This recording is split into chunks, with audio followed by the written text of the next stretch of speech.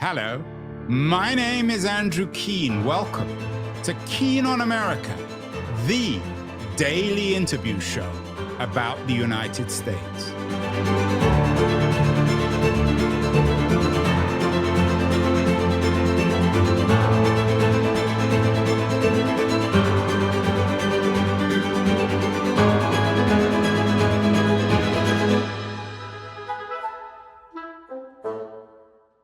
Hello, everybody. If it's Saturday, it must be the day of revolution, the day when we talk about technology with my old friend Keith Teare, the publisher of That Was the Week newsletter. Every week, it would seem there's a huge revolution in technology that's going to change the world, and this Saturday is no different.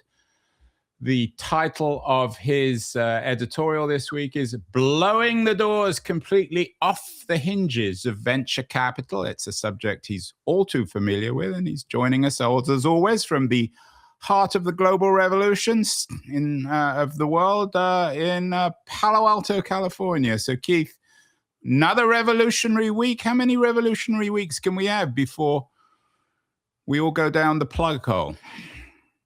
Well, you know, in Silicon Valley, you get rewarded for grandiose announcements. And so every CEO or founder worth their salt is planning them. So I would guess that we're going to have attempted revolutions at least pretty much every week. So this week, we are triggered by this announcement of something called the Robinhood Ventures Fund 1, which, according to Robinhood at least, appropriately named. For too long, private markets have been out of reach to everyday investors. At Robinhood, we believe access shouldn't be limited to a select few. We've heard that message time and time again about the radical consequences and benefits of democratization. But at this point, the Robinhood guys seem as if they want to blow the doors off the elites of venture capital. What exactly is Robinhood doing?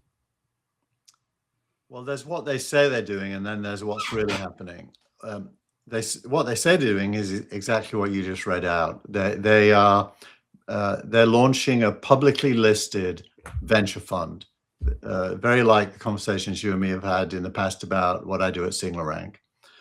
They're pulling together assets into the venture fund. They already have 300 million-ish of assets like Databricks. And sorry, so just to jump in here, because not everyone, just remind us, Keith, what Robinhood's day job is. What exactly is it? Their day job is to build a user-facing stock trading platform. They're a middleman between people who actually do the trades in the background and you, the user, in the foreground. All of my children have Robinhood accounts, for example, and their claim to fame was that they allowed you to buy fractional shares. So you could buy 1/10 of a share of Apple instead of a whole share, which meant you could start trading with small amounts of money and own equities. So it was a democratization in a sense. It was building a wider. In other words, your teenage kids or your kids in their 20s can buy shares. Correct. And they've got 24 to 27 million retail customers that use Robinhood now. So they were successful. And they named, of course, for those people who don't know, Robinhood was originally supposedly somebody in the forest of Nottingham who stole from the rich to give to the poor, although I think historians aren't quite sure there really was someone called Robinhood. But anyway, go on. Exactly. A bit like William Tell for our Swiss listeners. We have a huge Swiss audience, by the way. Yeah. So that's what Robinhood do, and they have expanded into other areas. For example, they added crypto at some point as an asset. They have added prediction markets as an asset in response to Polymarket's success. And now Polymarket, which is kind of ubiquitous betting, is still it's a big story. It's still not allowed in the US. I'm sure it will be eventually. Yeah. And now that allows you to bet on anything, essentially. And like your kids are betting on tech companies that they probably don't know anything about. Well, my kids bet on sports. Basically, it's called a parlay. Have you heard do you know what a parlay is? Yeah, I think so. Yeah. You bet on a number of different outcomes, and if they all come through, you win a lot of money. Exactly, and so you never win. It's clever. Anyways, so that's Robinhood. Just to Robinhood. remind everyone, that just to be clear, Keith, you use this important word. Robinhood is a middleman. They're not. Would it be fair to say they're not actually producing anything? They're just. It's a little bit like Uber. They're aggregating existing capability into an interface that improves on what was there before. So they're a channel, kind of. They're a viaduct or a destination for a set of functions. They own the attention of the audience, which is the key. That's what makes them valuable. And so when they add venture capital, and it's worth knowing, Andrew, they're doing an IPO for this new fund. So an IPO, you raise money. They are raising up to $1 billion in the next week, by the way. It's happening now. You can go and buy shares in their fund. And $25 a share. They've got 40 million shares, which weirdly is exactly the same number of shares we have at SignalRank at the same price. And we're not going to turn this into an advert for SignalRank, but you're trying to do the same thing. You're following in Robinhood's on Robinhood's coattails, although you're a little bit down the road. So what they're doing is they're raising up to $1 billion. They're going to take that money, invested in their assets, and and the key is, well, what are they buying, and what are they selling you? There is innovation for sure in packaging up assets that previously were unavailable. That's their whole game. Has always been their whole game. So then it comes down to, should we be buying these assets? So what exactly, and again, I know this, it's when you talk about things like Robinhood, it's always a matter of checking your pockets. What exactly are they enabling people to do? Let's use your kids in their 20s. What is Robinhood enabling them to do that they can't currently do? Well, so if you put that chart back up, I'll use it as an And here we have a chart, a share of VC exit types, value by type. Of course, we've got the classic VC model, where VCs invest in a company, a startup, Google, Uber, OpenAI. And then when one of these companies go public, they acquire all the wealth, although sometimes they lose their money. What is Robinhood doing that's different? Well, so that the kind of flesh-colored part of that chart is the key. And look how small it used to be. Right, and there are going to be some people listening to this. So there's a chart, share of VC exit type, value by type. We have 3 categories, IPO, secondaries, and M&A. And right. So historically, when venture capitalists invest in companies, the only way they exit is through that company doing an IPO or being bought through mergers and acquisitions. In the last 4 years, suddenly a new category has emerged called secondaries. And a secondary is part of a crazy trend called tender offers.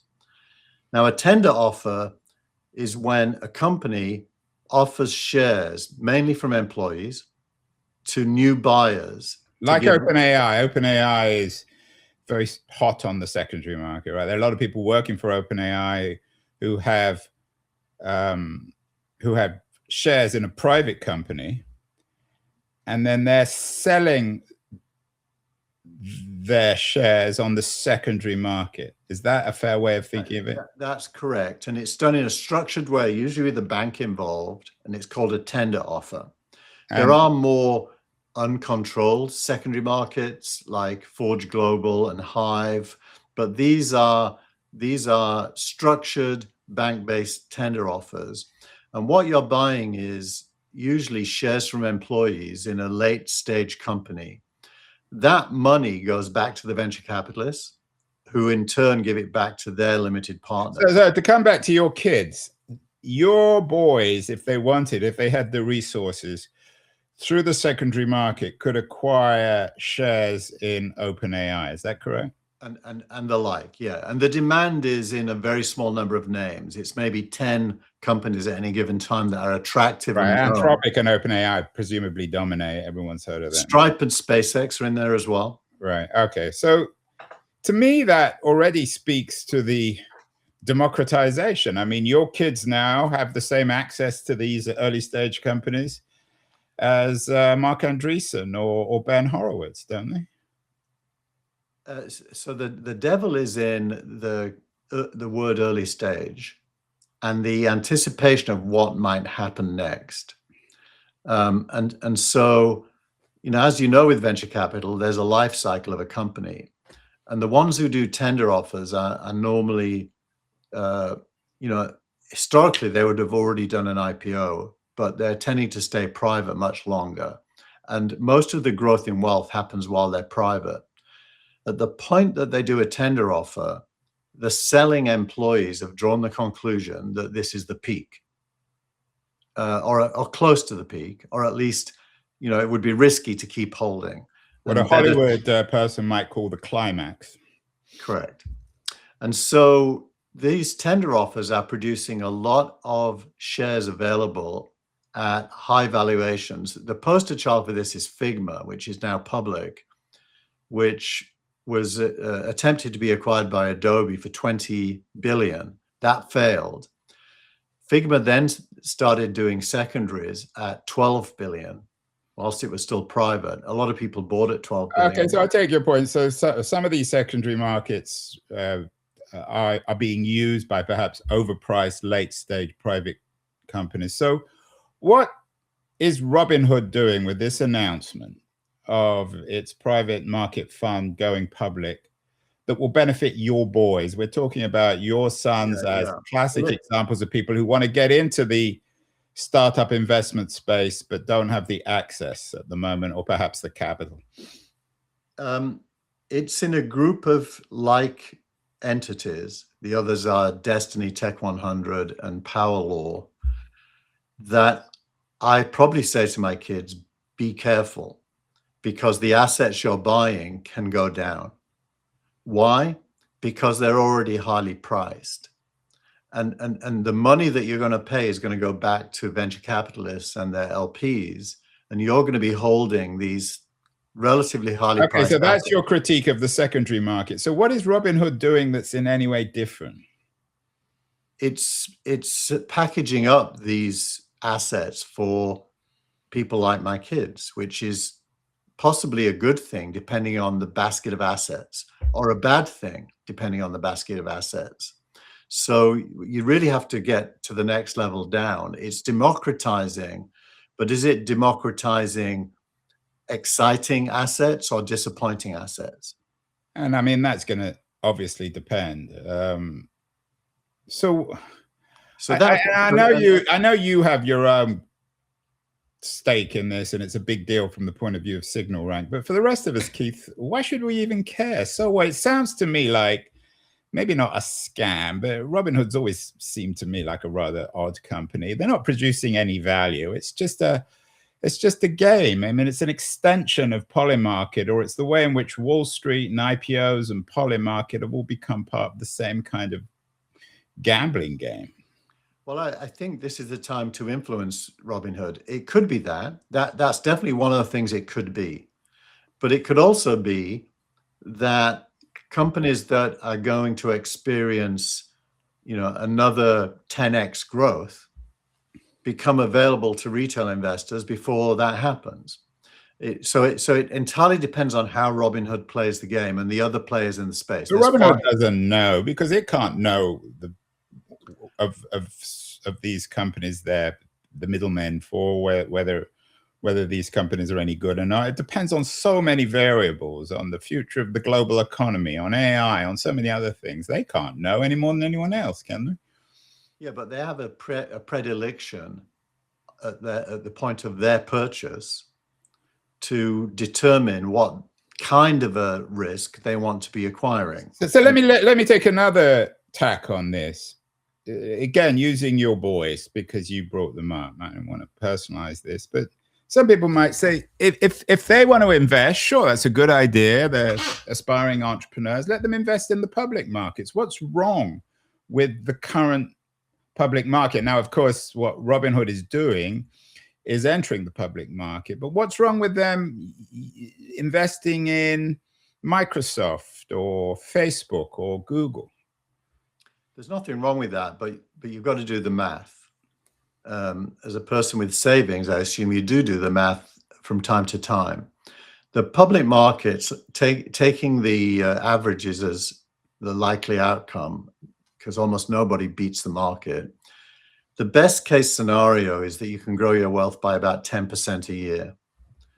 In private markets, the best case scenario is that you can grow your wealth by 1,000 times. So private markets historically have been where the growth is, and increasingly that's right, but more. the obvious response is, you can grow it by 1,000 times, but you can also lose all your money, which is less likely on the public market. That's definitely true. You can, but if you make 100 bets in private markets, each one of those 100 you can lose all your money. But if just one of them does 1,000x, you'll get 10 times your money, so or 100 times depending on the numbers. But so the public markets are definitely high risk compared to private markets are, but they're also high reward compared to public. And so there's a trade-off there. You should never put all your eggs in a single basket. So opening up private markets to public investors, I'm definitely a strong believer in that, as long as it's educated. I prefer it. Say that again. As long as, what do you mean it's educated? What does that mean? Well, that there's proper understanding of what it is you're buying. I also believe in de-risking. So there's two ways of doing private baskets. One is called concentrated. The other is index-like. Concentrated is Robinhood. They claim they're only gonna have 18 companies in their portfolio. Just by way of contrast, and we're very early, we have 45 already, and we'll end up with 150. So the amount of the risk spread over a certain number of companies is one of the variables here that one has to think about. And a highly concentrated late stage portfolio is probably the most risky, and aligns to what you just said. An earlier stage, more index-like basket is more de-risked. So how would you, I take your point, how would you respond to my suggestion that all this really reflects this kind of merging of the financial markets and betting markets like Polymarket, and it perhaps reflects a kind of apocalyptic time where everyone is gambling all the time on everything, which is what Polymarket is? Well, I don't think you're wrong to say that that's part of what's happening. I think that is part of what's happening. But it's also true that, in parallel to that, the largest wealth growth in the history of the human race is happening. And who gets to play in that pond is highly selective right now to people who have $1 million or more net worth.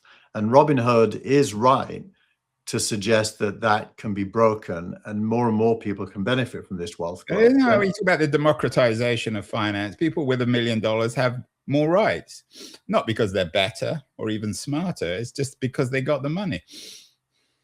No, it's because regulations prevent anyone with less than $1 million from buying private assets. And one of the reasons is because they assume, I think, people with more than $1 million are perhaps a bit more responsible, or able to lose more than your kids who often extremely ill. I'm not saying they are, but a lot of kids in their 20s and their teens are and this is the demographic that this stuff is attracting, are so ill-informed that for them. You're right, Andrew. But what if we say it again, Keith? I'm right. You're right. But if you focus in on a single word, risk, it's an economic truth that risk has a price, and the higher the risk, the lower the price, and so these assets, economics 101. Yeah, I mean, we know that, Keith. That well, you can't say we know it, because I suspect many of our listeners don't know it. You might know it, but I do think risk has a price, and I think that when you bring private assets to public markets, the weight of the risk is the only thing you need to understand, because then you can figure out whether you're prepared to buy it and with what portion of your wealth, and so democratization is definitely 100% great.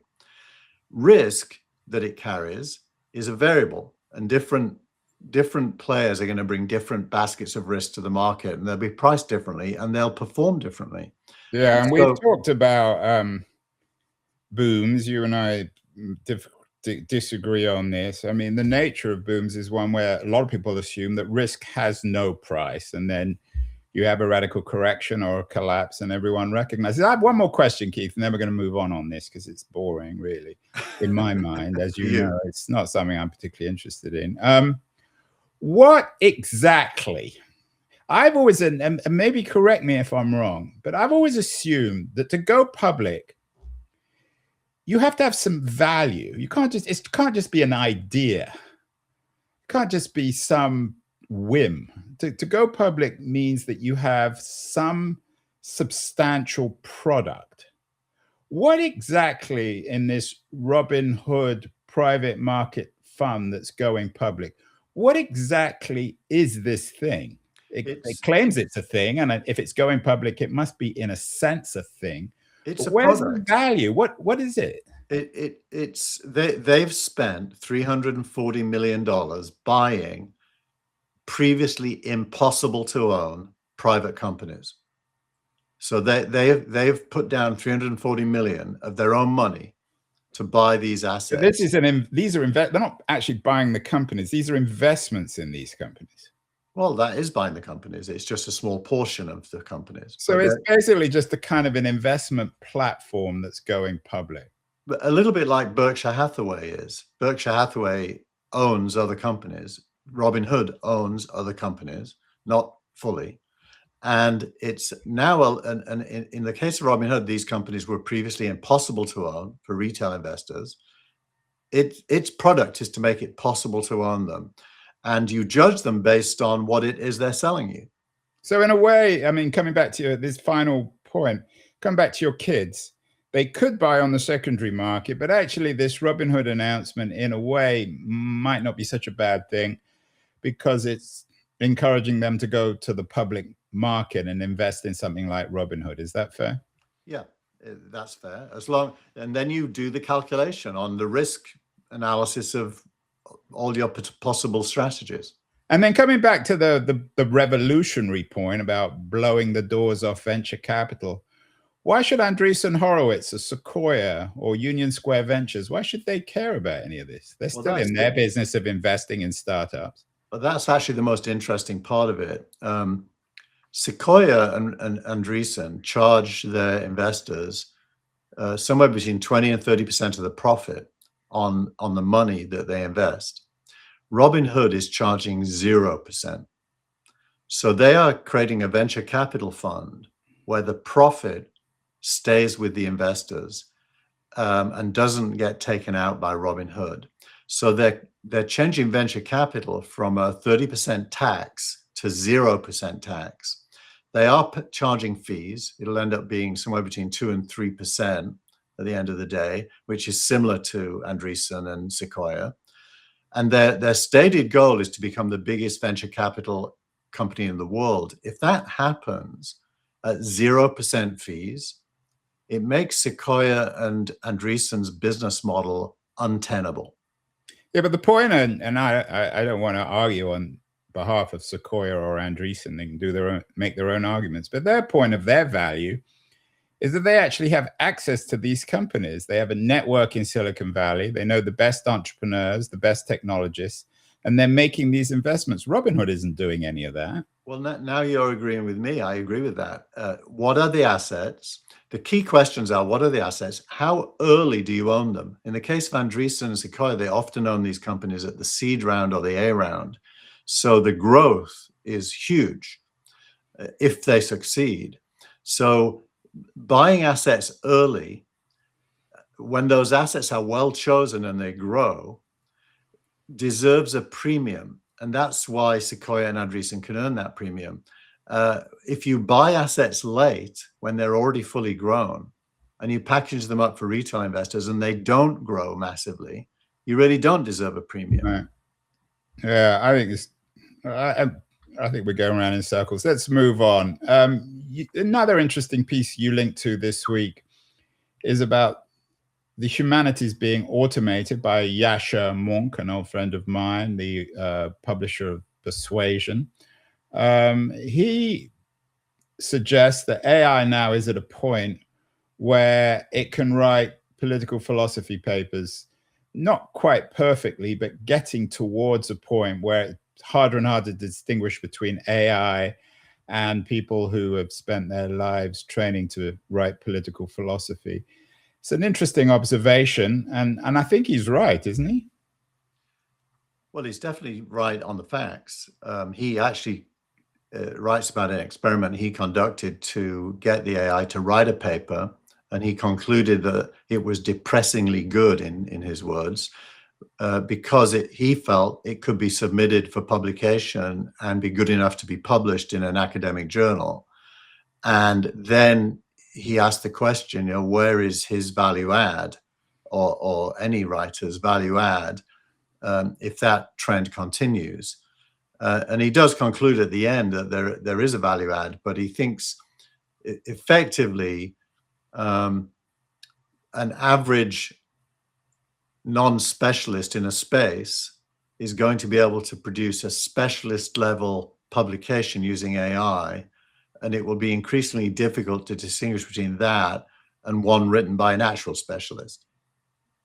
So this comes back really to what we were talking about before, about radical democratization, just as the Robinhood story is about the democratization of markets or access to investment. Yasha is talking about radical democratization so that experts or former experts like himself, professors of political philosophy, don't bring much value. I mean, does he get into the argument about whether if he smartly uses AI, he can improve the quality of the piece? Or does he suggest that after a while you just kind of hit a wall? No, he does retain some optimism about the importance of the human. That said, I think he might be misframing this, and even we might be. I think automation is probably a better word for this than democratization. Democratization suggests humans are being leveled up. What's really happening here is humans are masquerading as producers when actually it's the AI that's becoming as good as or better than humans. So if there is democratization, it's software agents that are writing, not humans. Although some people will probably hide behind that and claim that they're political philosophers by using AI. Another of your pieces that you linked to this week is by Packy McCormack, one of your favorite writers, the author of Not Boring. He writes about power in the age of intelligence. Where is the power then, Keith? Whether it's in the democratization of financial markets or what Yasha Mounk is talking about. I mean, this seems to be the core question. Yeah. If we acknowledge that you have this flattening or democratization, whatever word you want to use, where does the power go? Well, it's interesting. If you and me ask ourselves, what do we still respect? I think it comes down to creativity that breaks through some previous boundaries and therefore grabs our attention because of its uniqueness, novelness, newness, depth, interestingness. AI is very bad at that. Humans are very good at that. At least the humans who are good at it are very good at it. And we're still attracted like, flies to a light to creativity. So power is with the creative. And in fact, this was something I talked about with the Los Angeles Times book critic, Beth Ann Patrick, another keen on America friend who came on the show to talk about the Washington Post closing and the impact on the literary world, or the Washington Post closing of their book reviews. We agreed, I think, or Beth Ann noted, that the book still retains a degree of popularity, maybe because of the value of creativity, Keith.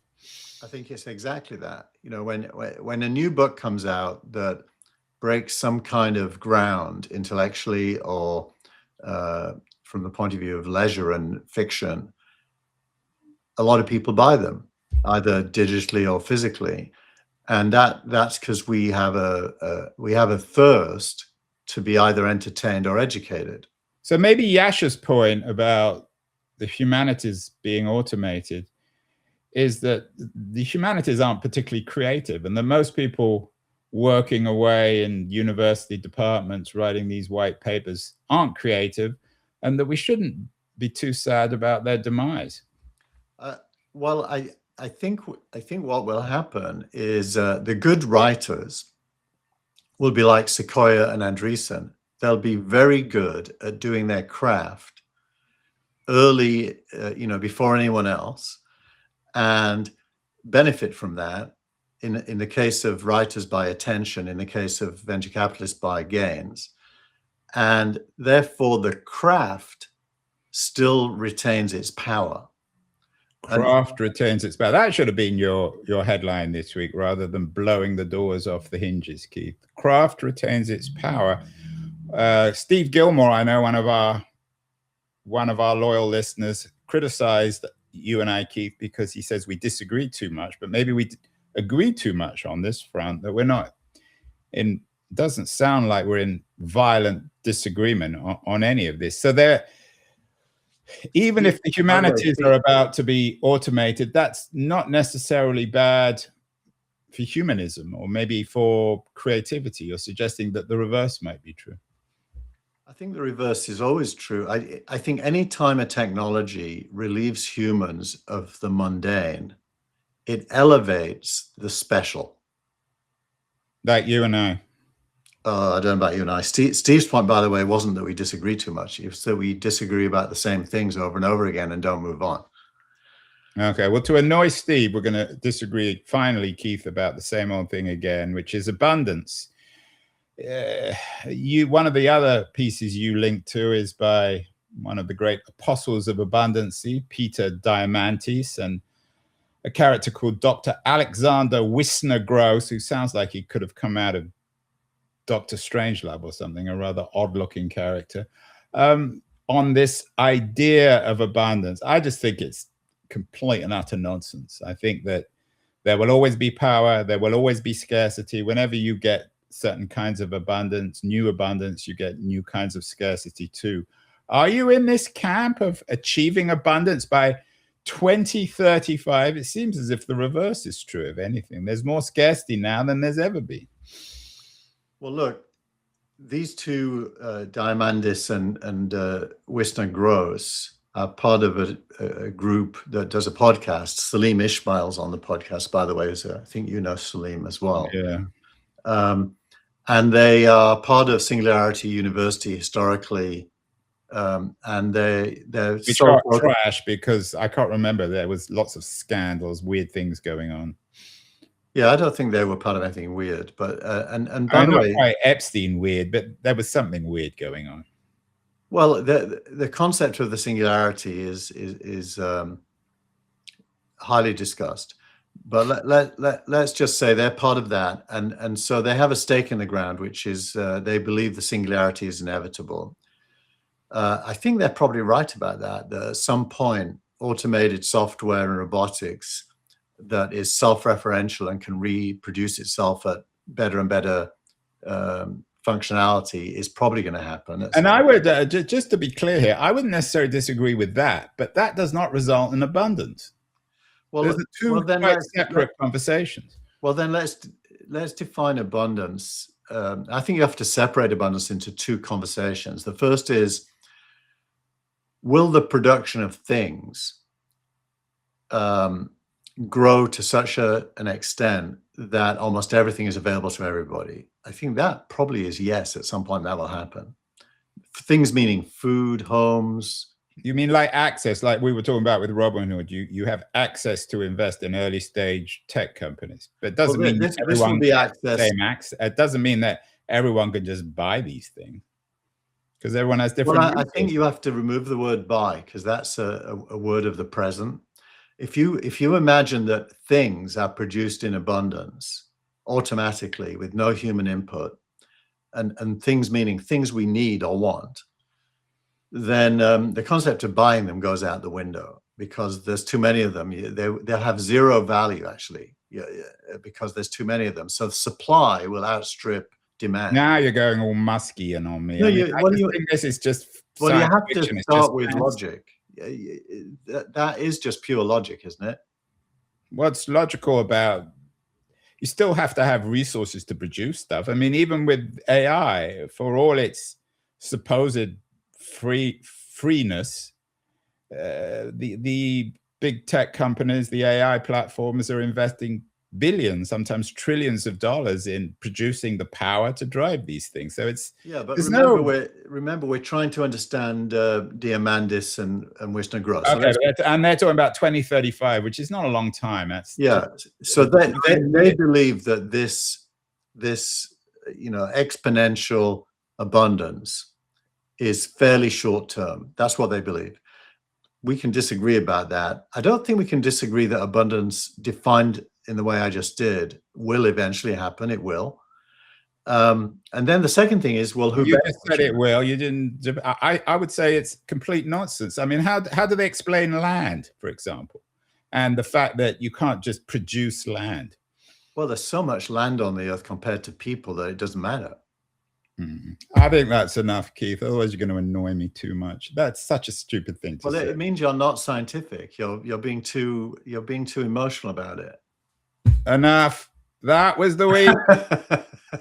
With Keith Teare, we agreed that maybe venture capital is interesting, but now he believes that land is abundant. I'm not so sure, especially in our age of Greenland, of rising real estate, living in San Francisco. That is just one bridge too far. Anyway, Keith, good conversation. We will talk again next week. Maybe we'll have a whole conversation on why you believe land will become abundant. No, it's already abundant. By 2035, yeah. Already abundant.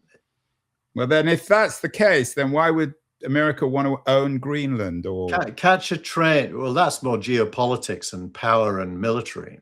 Go to Greenland. There's no people on most of the land. There's lots of land. Yeah, well, that's enough.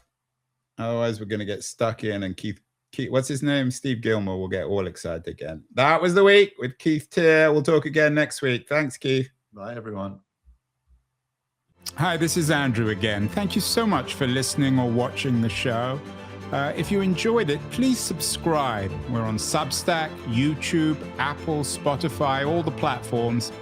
And I'd be very curious as to your comments as well on what you think of the show, how it can be improved, and the kinds of guests that you would enjoy hearing or listening to in future. Thank you again.